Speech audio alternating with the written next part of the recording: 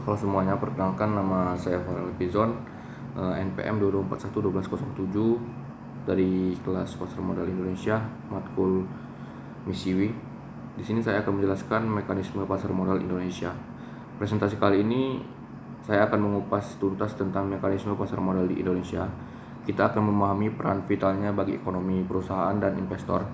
Pasar modal adalah jantung pertumbuhan ekonomi modern.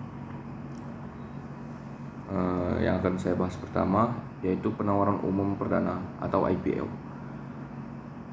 Yang pertama, persiapan perusahaan, menganalisis kelayakan dan menyusun rencana bisnis. Yang kedua, due diligence atau pemeriksaan menyeluruh oleh underwriter. Yang ketiga, penawaran dan pencatatan. Penawaran dan pencatatan saham ditawarkan ke publik dan dicatatkan di bursa. IPO adalah proses perusahaan go publik. Ini adalah langkah penting untuk mendapatkan modal besar. Underwriter berperan krusial dalam keberhasilan IPO. Contohnya IPO Bukalapak meraih 21,9 triliun. Perdagangan saham di Bursa Efek Indonesia atau BEI.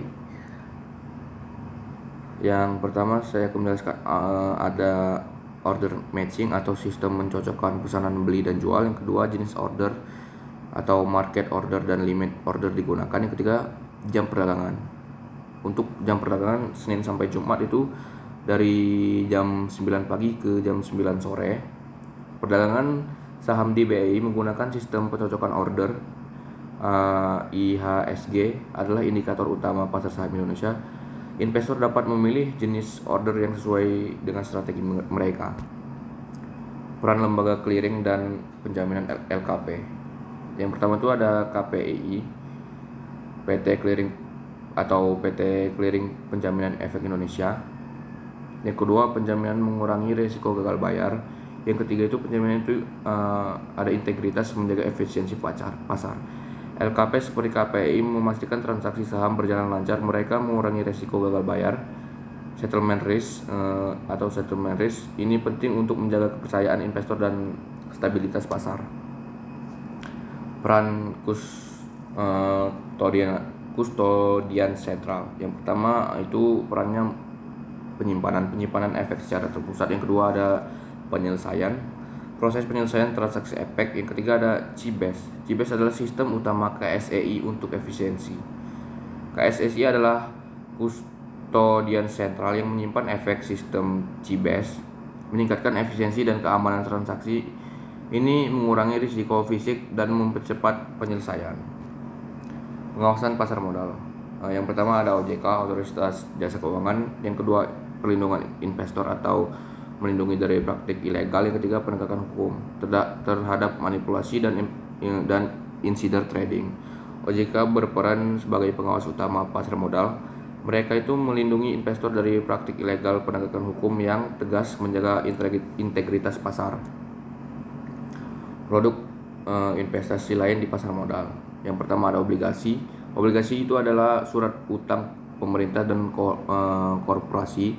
Yang kedua reksadana. Reksadana itu adalah investasi kolektif beragam jenis. Yang ketiga ETF, dana investasi yang diperdagangkan seperti saham. Yang terakhir ada derivatif atau produk keuangan canggih seperti futures dan options. Selain saham, pasar modal juga menawarkan banyak produk obligasi, memberikan pendapat tetap. Reksadana cocok untuk diversifikasi. ETF dan derivatif menawarkan strategi investasi lanjutan. Kesimpulannya, sarana pertumbuhan pasar modal mendukung investasi dan ekonomi. Pentingnya pemahaman, investor harus memahami mekanisme. Stabilitas OJK. OJK menjaga pengembangan dan stabilitas pasar. Pasar modal adalah fondasi investasi dan pertumbuhan ekonomi. Pemahaman yang baik adalah kunci sukses bagi investor. OJK terus berupaya menjaga stabilitas dan mengembangkan pasar modal Indonesia. Mungkin itu saja yang dapat saya sampaikan. Saya akhiri. Wassalamualaikum warahmatullahi wabarakatuh.